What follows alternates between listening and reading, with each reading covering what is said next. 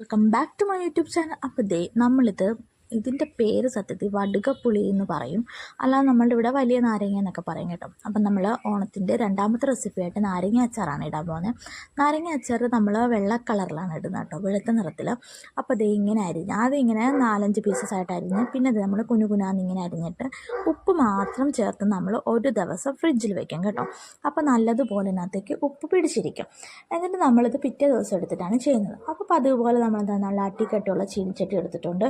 ചീനിച്ചട്ടിക്കകത്ത് ആദ്യം നമ്മൾ നല്ലെണ്ണ ഒഴിക്കും. നല്ലെണ്ണയിൽ ഞങ്ങൾ യൂസ് ചെയ്യുന്ന ഇതയം ബ്രാൻഡിൻ്റെ നല്ലെണ്ണയാണ്, അടിപൊളി നല്ലെണ്ണയാണ് കേട്ടോ. നിങ്ങളൊന്ന് ട്രൈ ചെയ്ത് നോക്കണേ, നല്ല നല്ലെണ്ണയാണ് കേട്ടോ.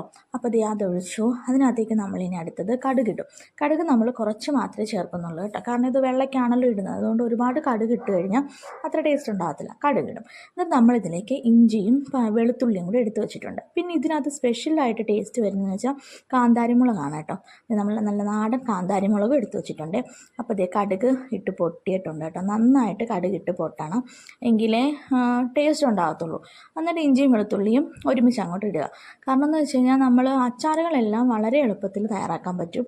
എന്നിട്ട് നന്നായിട്ട് ഇഞ്ചിയും വെളുത്തുള്ളിയും മൂത്ത് വന്നിട്ടുണ്ട്, ഒരുപാട് അങ്ങ് മൂക്കുകയും വേണ്ട. നമ്മുടെ വീട്ടിലെ തന്നെ നാടൻ കറിവേപ്പില അതുകൂടി ചേർത്തിട്ട് നന്നായിട്ട് മൂത്ത് വരണം കേട്ടോ. എന്നിട്ട് ഒരു സ്പൂൺ മഞ്ഞൾപ്പൊടി ഇത് കൊച്ചു സ്പൂൺ ആയതുകൊണ്ടാണ് 2 വട്ടം കാണിച്ച്. സത്യത്തിൽ ഒരു സ്പൂൺ മഞ്ഞൾപ്പൊടി മതി. എന്നിട്ട് കുറച്ച് കായപ്പൊടിയും കൂടി ചേർത്ത് നന്നായിട്ട് മിക്സ് ചെയ്യണേ. നല്ല രീതിക്ക് മിക്സ് ചെയ്യണം കേട്ടോ. മിക്സ് ചെയ്ത് കായത്തിൻ്റെയും മഞ്ഞൾപ്പൊടിയുടെയൊക്കെ പച്ചമണം അങ്ങോട്ട് മാറിക്കഴിഞ്ഞിട്ട് നല്ല നാരങ്ങയും കൂടി ഇട്ട് നന്നായിട്ട് മിക്സ് ചെയ്തിട്ട് കുറച്ച് ഉലുവാപ്പൊടിയും കൂടി ഇടണേ. ആദ്യം ഉലുവാപ്പൊടിയാണ് ഇടേണ്ടത് കേട്ടോ.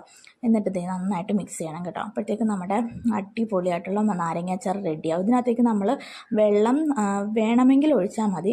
തിളപ്പിച്ച വെള്ളം നമ്മൾ ഒഴിക്കും. പക്ഷേ ഇവിടെ ഇപ്പം നമ്മൾ ഒരു ദിവസം ഫ്രിഡ്ജിൽ വെച്ചത് കൊണ്ട് ഇതിനകത്ത് വെള്ളം ഊർന്ന് വന്നിട്ടുണ്ട്. അതുകൊണ്ട് നമ്മൾ എന്തായാലും ഇതിനകത്തേക്ക് വെള്ളം ചേർക്കുന്നില്ല.